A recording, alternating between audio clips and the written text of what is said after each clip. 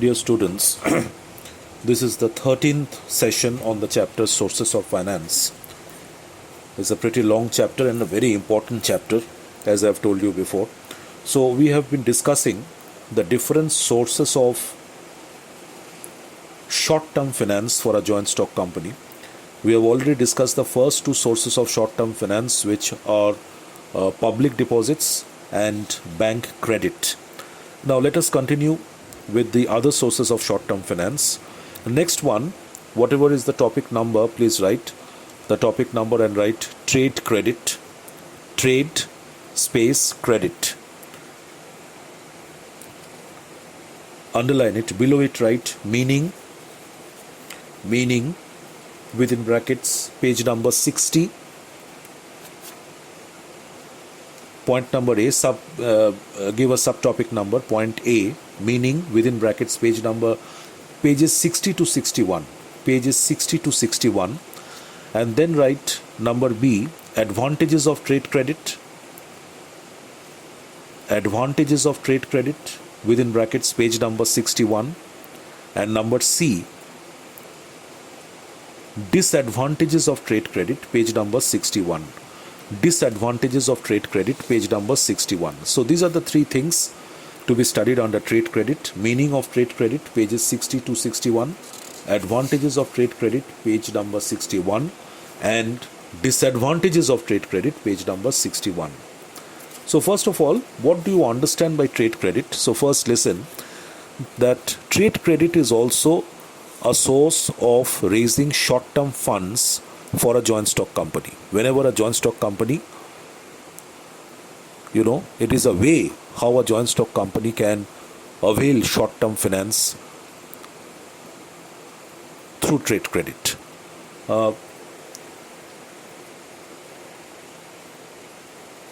See, trade credit is something, although we are calling it a source of short-term finance, but actually the company is not raising any funds through this source.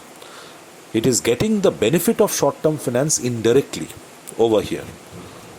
The company is not raising any amount of money through trade credit. Rather, it is getting the benefit of short-term finance in an indirect manner through trade credit. How is it so? So trade credit, the meaning of trade credit is very simple, which you have studied in accounts over and over again. That whenever a company buys raw material, goods and such other things from the suppliers on credit in its regular course of activities of the business, for conducting the regular course of activities of the business. So that amount of credit which it avails from its suppliers, that's known as trade credit.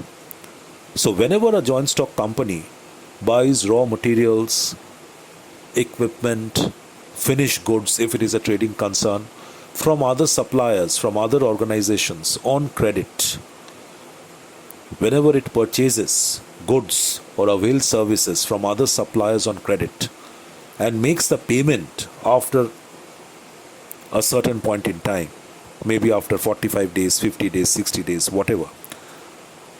So this sort of an arrangement, purchasing goods on credit and availing services on credit in the normal course of activities of the business, is called trade credit. Okay? So you have understood one thing, that it is not a direct way of raising funds. The company is not raising any funds through this trade credit arrangement. Rather, it is getting the benefit of making the payment to the suppliers of raw materials and goods later on. Okay, so that is trade credit. So in your textbook, open the bracket from trade credit, page number 60, underline trade credit, that's the meaning, which says that trade credit is the credit extended by one business firm to another. Okay, credit which is extended by one business firm to another as incidental to sale or purchase of goods and services. So from the point of view of a purchasing firm, whenever a company buys goods on credit or avails services on credit, okay, from the suppliers, the amount of credit availed is called trade credit. It is also known as mercantile credit. Trade credit is also called mercantile credit. Trade credit may be defined, this is the definition or meaning of trade credit. It can be defined as credit extended by sellers to buyers at all levels of the production and distribution process down to the retailer. So please close the bracket after retailer. So from the point of production, from the producer till the consumer, there are a lot of people who are working in the channel of distribution. So first comes the manufacturer, the producer, then comes the wholesaler, the other intermediaries, the wholesaler, the retailer, and ultimately the consumer. So from the point of production till the last point of distribution, whenever credit is extended by a particular intermediary to another intermediary, so that is known as trade credit. Manufacturer buying goods or raw materials on credit from the supplier, that is trade credit. Wholesalers buying goods on credit from the manufacturer, that is also trade credit. Retailers buying goods on credit from the wholesalers, that is also trade credit. Okay, so trade credit means credit extended by the sellers to buyers at all levels of the production and distribution process down to the retailer. Now once again open the bracket from this sentence. It arises out of transfer of goods and is unsecured. That is very important. Trade credit arises out of transfer of goods from the supplier to the buyer. And it is unsecured. The company which is availing the credit, which is buying the goods or availing the services on credit, does not need to provide any security to the supplier. Trade credit is usually granted for periods ranging from 15 days to 3 months. Trade credits in the normal business transactions, trade credits are normally granted for periods ranging between 15 days to 3 months, not more than that. The buying firm receives supplies without paying immediately. The firm which is availing the trade credit, the firm which is purchasing the goods on credit, okay, gets the goods, gets the supplies immediately without having to make the payment instantly. It will make the payment after some time as per the agreement between the buyer and the supplier. So close the bracket after immediately. The buying firm receives supplies without paying immediately. Close the bracket there. Then once again come to the next page and open the bracket from this sentence. Trade credit is available in the ordinary course of business and no security is required for getting it. Trade credit can be availed by a business organization, by a company in its normal day-to-day operations in the ordinary course of business, and it does not need to provide any security to the supplier for purchasing goods from him on credit. This amount and terms of credit available, the amount and terms of credit available depend upon the financial strength and goodwill of the buyers, the custom of trade, financial resources of the supplier, the amount and frequency of purchases, degree of competition in the market, location of the customers, the nature of products, etc. Close the bracket. So how much trade credit, how much amount of trade credit a company can avail from the supplier, and what will be the terms of availing that credit? These things depend on a number of factors, like the amount of credit which a company can avail from a supplier and the terms and conditions related to that credit depend upon the financial strength and goodwill of that purchasing company, the customs and practices of trade prevailing in the market, financial resources of the supplier, whether the supplier from whom the goods are purchased on credit, okay, whether he is capable to grant the credit or not. It depends on the financial resources of the supplier as well. The amount and frequency of purchases, at what frequency the company is buying the goods from the supplier on credit, okay, and how much of amount of goods he is purchasing every time he places the order, degree of competition prevailing in the market, location of the customers, etc., etc. So the amount of trade credit which a company can avail and the terms and conditions relating to that trade credit depend upon these factors. Okay, now come down to advantages. Open the bracket from advantages, underline it. What are the general advantages of trade credit? Number one, think from the company's point of view. trade credit is a very simple and convenient method of raising short-term finance. Number two, no formalities are involved and the credit is readily available to the reputed business firms. Okay, reputed companies can easily avail this credit from the suppliers without much formalities. Number three, no interest is payable and no security is to be paid, a very big advantage. No interest is payable for making the payment after some time. And the purchasing company does not need to provide any asset as security to the supplier for availing this trade credit. It is a flexible source of finance as no charge is created against the assets of the company. And number five, trade credit is more economical than bank loans. Okay, trade credit is more cheaper, more economical than borrowing funds from a bank by way of loans. To close the bracket after point number 5. Now number C, the last thing, disadvantages of trade credit. Open the bracket from disadvantages, underline disadvantages. However, the prices charged for credit sales are usually higher. Okay, from the point of view of the purchasing company, the company has to pay more price for the goods, for the raw materials, for purchasing the materials or goods on credit, because the facility of cash discount then won't be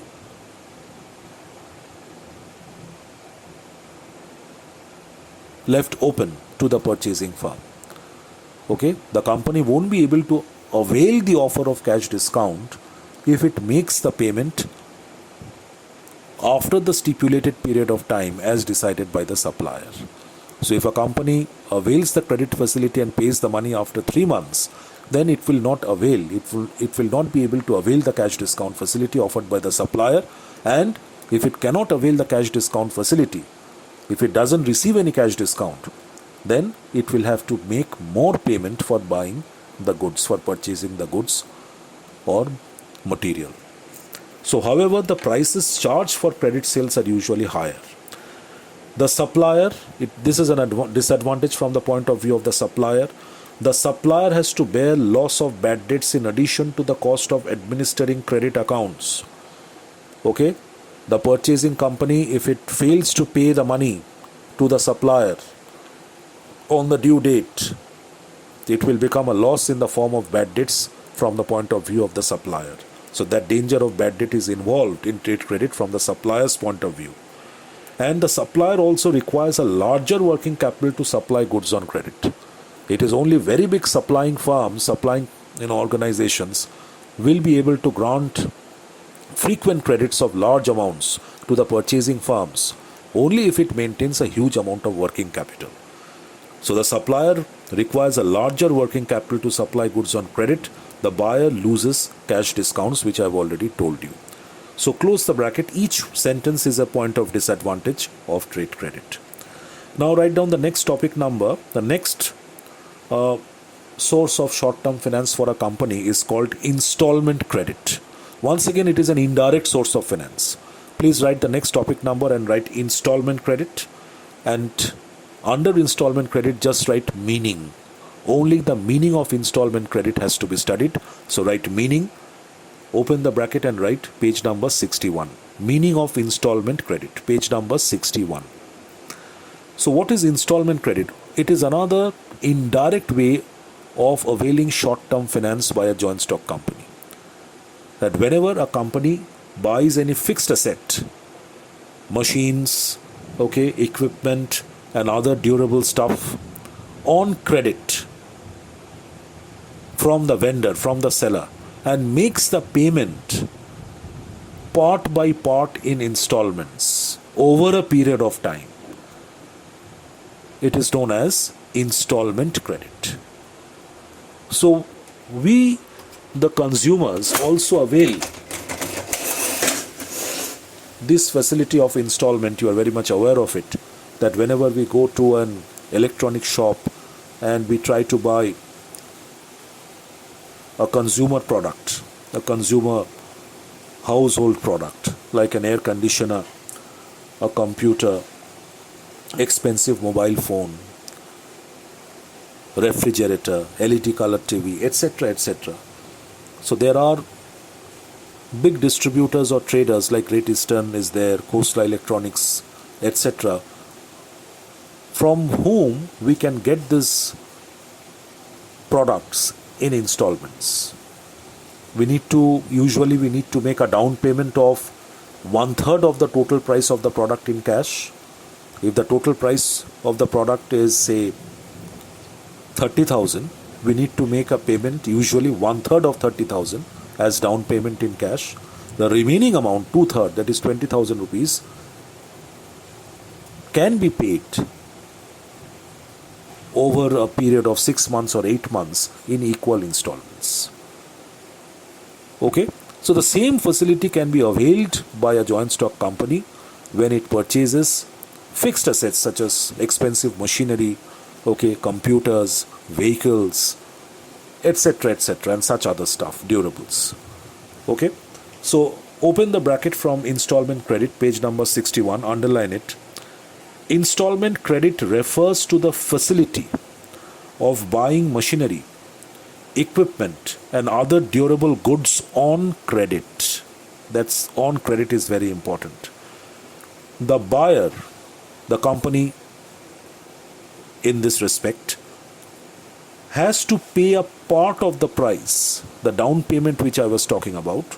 The buyer has to pay a part of the price of the asset at the time of delivery, at the time of purchasing, and the balance is payable in a number of installments. The supplier, the vendor, the seller charges interest on the balance due, and the interest is included in the amount of installment itself. So for making payments in installments, that means the buyer is deferring the payment for a period over a period of 6 months or 8 months. So for making late payment or deferring the payment, sometimes the vendor charges interest, and that amount of interest is included as a part of every installment. Okay, so the supplier charges interest on the balance due, and the interest is included in the amount of installment itself along with the principal. Some suppliers provide installment credit through finance companies and commercial banks. Close the bracket after commercial banks. Next topic, whatever is the number, write down. Factoring, within brackets write accounts receivable financing. Factoring, within brackets, accounts receivable financing. Underline it. Below it write down meaning. Meaning, within brackets, page number 61. Only the meaning has to be learned. Meaning, page number 61. So factoring, what is understood, or what do you understand by factoring or accounts receivable financing? Think from a company's point of view. The company, under the asset side of the balance sheet of a company, you can see two current assets, two items of current assets: debtors and bills receivable. Debtors and bills receivable together constitute accounts receivable of a company. Debtors and bills receivable together is termed as accounts receivable in the context of a company. Now, whenever a company is in need of short-term funds and it fails to raise such funds from other sources, it has an option in front of it. It can mortgage its account receivables, that is its sundry debtors and bills receivable, with a finance company. It can keep its sundry debtors and bills receivable, that means the accounts receivable, on that date as a security or as a mortgage with a finance company like Kotak Mahindra, etc. Such companies are there, and borrow funds for a short term from such a finance company for meeting its immediate requirements. Okay? So after, say, for a period of 30 days, for a period of 60 days. Now, after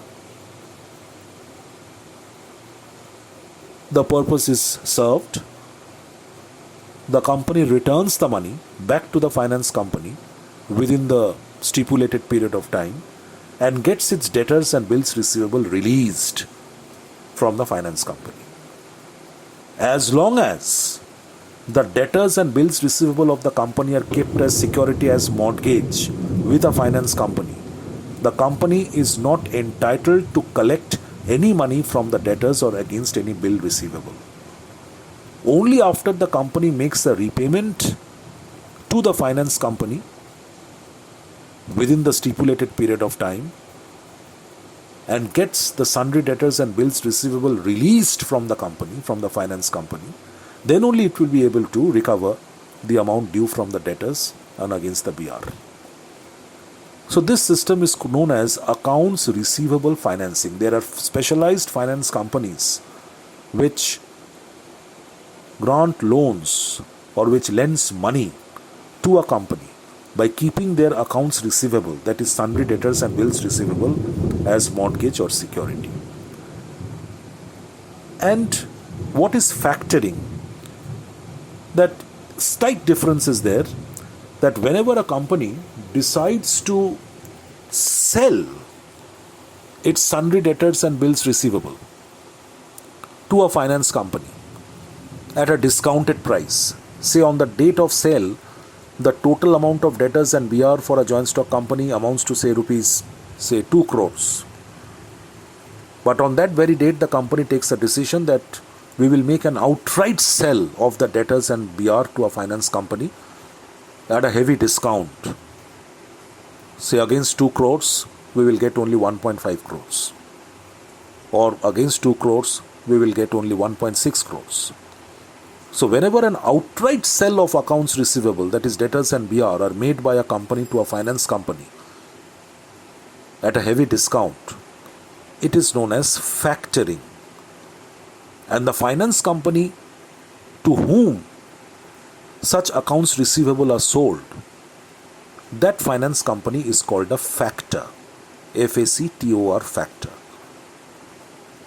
So a finance company, the factor, purchases the sundry debtors and the BR from a company which is in need of short-term funds at a heavy discount. Okay? So this is what accounts receivable financing or factoring means. So start marking from the textbook. Open the bracket from factoring. Underline factoring within brackets accounts receivable financing. So accounts receivable financing implies, I repeat that every short-term finance is very important. Any sort of question, objective, long question can come from any source of short-term finance. Accounts receivable financing implies raising finance through the sale or mortgage of book debts. Book debts are nothing but sundry debtors and bills receivable. Okay? Whenever a company raises funds through the mortgage or sale of its book debts, it is called accounts receivable financing. Finance companies called factors provide funds to the business concerns through outright purchase of accounts receivable or against the security of accounts receivable. Both are possible. Either a company can make an outright sell of its accounts receivable at a discount and get funds from the finance company, the factor, or a company can keep its accounts receivable as a security, as a mortgage with a finance company, with the factor, and borrow funds for a certain period of time. The finance companies generally make advances up to 60% of the accounts receivable pledged with them, which is quite a heavy amount of discount. So if a company keeps accounts receivable of say 1 crore of rupees as a mortgage to a finance company, maximum it can borrow up to 60 lakhs of rupees, not more than that. So the finance companies generally make advances up to 60% of the accounts receivable pledged with them. The 40% will be kept by the factor as its own security margin, safety margin. The debtors of the firm make payments to it, which in turn forwards them to the finance company. Sometimes debtors may be required to make payments directly to the finance company. It depends on the nature of the agreement taking place between the borrowing company and the finance company, the factor. If the agreement is such that the borrowing company is given the power, the right to collect the money from the debtors, then the borrowing company will do that. And if the agreement says that the borrowing company will not be able to collect the money from the debtors, then the money from the debtors will be collected by the factor directly. Sometimes debtors may be required to make payments directly to the finance company. Bad debt losses, if any, are to be borne by the business concern itself. In case a company borrows funds from a factor by keeping its accounts receivable as a mortgage, then in case of a bad debt, if a debtor becomes bad, the loss of bad debt has to be borne by the borrowing company and not by the factor. Okay? Outright sale of accounts receivable is known as factoring. When a joint stock company makes an outright sell, it is not that it is keeping its accounts receivable as a mortgage or security and borrowing funds from the factor. They are selling the sundry debtors and bills receivable to a factor. So this sort of an arrangement is called factoring. Outright sale of accounts receivable is known as factoring. The business concern is relieved of the cost and effort of collecting debts and bad debt losses. In case of factoring, then the loss arising out of bad debts will be borne by the factor. But it is an expensive method of financing because accounts receivables have to be sold at a heavy discount, which I have told you. So close the bracket at the end of the paragraph. So please learn this factoring or accounts receivable financing very well. Next topic, please write customer advances. Another way how a joint stock company can raise short-term funds. Customer advances. Just underline it below it, write meaning within brackets, page number 62. Customer advances, meaning, page number 62. It is a concept which is very easy to understand, that whenever a joint stock company, whenever it receives a big order, an order of a substantial amount, a large amount from a big customer, so a joint stock company in that case can ask the customer, can request the customer to pay a portion of that total amount of order as an advance. So if the order which is placed by the company is a very large amount, of a substantial amount of say 2 crores of rupees, then the company can request the customer that to pay at least 30% or 40% of the total amount of 2 crores as an advance on the day when the order is placed. So with that amount of advance, the company will start procuring the raw material and other things which are required to make the goods ready. And after that, when the goods are ready, it will deliver the goods to the customer and realize the remaining payment from him. So this sort of an arrangement is called customer advances. So open the bracket from the first line. In certain cases, manufacturers or suppliers of goods required the customers to deposit an advance payment at the time of booking, before the delivery of goods. The customer's advance represents a part of the price of the goods ordered or booked by the customers to be supplied at a later date. This arrangement is used in case of products which are in short supply or which involve a waiting period for delivery. For example, automobiles, telephone. Please cancel that telephone connection. For example, automobiles, and close the bracket after that. So this type of customer advances is quite common if the products for which the order has been placed by the customer is in short supply. That means the company does not produce such products on a regular basis. Perhaps it is a customized product, an order which is specially a good which is specially ordered by the customer, a customized product, or some goods which are in short supply, which are not produced by the company on a regular basis. So in such cases, the company may request the customer to make some amount of advance at the time of booking the order or at the time of placing the order. And In case of products which have a long waiting period, it takes a long time. Only after getting the order, the company will start manufacturing the product, and it will take a pretty long time to manufacture the product, like heavy vehicles, automobiles, etc. In such cases also, the company may request the customer to pay some advance at the time of placing the order. Now open the bracket from this sentence. At the time of delivery of the article, when the goods are ready and the company delivers the article to the customer, the advance is adjusted against the price of the article. That is common sense, that if the total amount of the order placed is 2 crores of rupees, out of which the customer has already made an advance of 40 lakhs on the date of placing the order. Now when the goods are ready and the company delivers the goods to the customer will be paying 2 crores minus 40 lakhs, which is 1.6 crores to the company.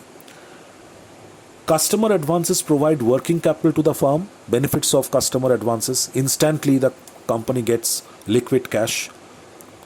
It provides working capital to the firm, but these are available only to firms manufacturing durable products which are in short supply. So close the bracket after that. So that's customer advances. And the last topic of the chapter, please write down: intercorporate deposits. Intercorporate hyphenated. Intercorporate deposits. Within brackets, in capital letters, ICD and then a small s. Capital letters ICD followed by a small s and close the bracket. ICDs. Intercorporate deposits within brackets ICDs. Okay, so what are these ICDs, intercorporate deposits? That whenever a company borrows funds for a short period from another company, either in the same industry or from some other industry. So such borrowing of funds taking place between the companies in the business world is called intercorporate deposits or ICDs. One company borrowing funds for a short term from another company which is having surplus funds. That is known as ICDs. And the borrowing company will have to pay some amount of interest at a particular rate on that particular ICD. Okay, and after a short span of time, the principal amount has to be returned to the lending company. Okay, so that is an intercorporate deposit or ICD. So open the bracket from the first line, write meaning, intercorporate deposits, meaning, page number 62. Intercorporate deposits, next line, meaning, within brackets, page number 62. So open the bracket from the first line. When a company borrows funds for a short period, say only up to 6 months, not more than that, from another company, when a company borrows funds for a short period of time, up to 6 months, from another company which has some surplus funds, it is called intercorporate deposit or ICD. Please remember the short form ICD. The ICDs are generally unsecured and are arranged by a financier. The borrowing company does not need to keep any asset as security for getting an ICD from another company. These deposits are very convenient and popular because no legal formalities are involved. If company A has got good terms, friendly terms with company B, company A can request at any point in time if it requires some funds, for some immediate requirement, okay, for some immediate payments. So company A can request from company B that to lend them an amount of say 1 crore of rupees for 3 months, which they will return after 3 months, and they will also pay interest on that 1 crore of rupees. Okay, so very quickly such funds can be availed from another company. ICDs can be availed without much of formalities, much of paperwork, much of hassles. So these deposits are very convenient and popular because no legal formalities are involved. The identity of the borrower is also not disclosed to the public. The lending firm, the lending company does not disclose the identity of the company to whom the money has been lent. The rate of interest payable on ICDs varies depending upon the amount involved and the time period. So ICDs generally does not carry a fixed rate of interest. The rate of interest to be charged by the lending company on the ICD, it varies on the amount of ICD lent and the time period. interest rate payable on ICDs is usually lower than that payable on loans from banks and financial institutions. Close the bracket. So that is a plus point advantage from the borrowing company's point of view, that the rate of interest to be paid on an ICD is much lower than the rate of interest which is to be paid on loan taken from a commercial bank. So interest rate payable on ICDs is usually lower than that payable on loans from banks and other financial institutions. So close the bracket after that. So with this we complete our discussion on the entire chapter, Sources of Finance. Just before winding up, let me remind you that this is a very important chapter. A lot of objective questions, a lot of long questions are expected to come from this chapter. Now I have discussed every topic in detail, one after the other. So please learn all the topics of this chapter very, very well. Thank you.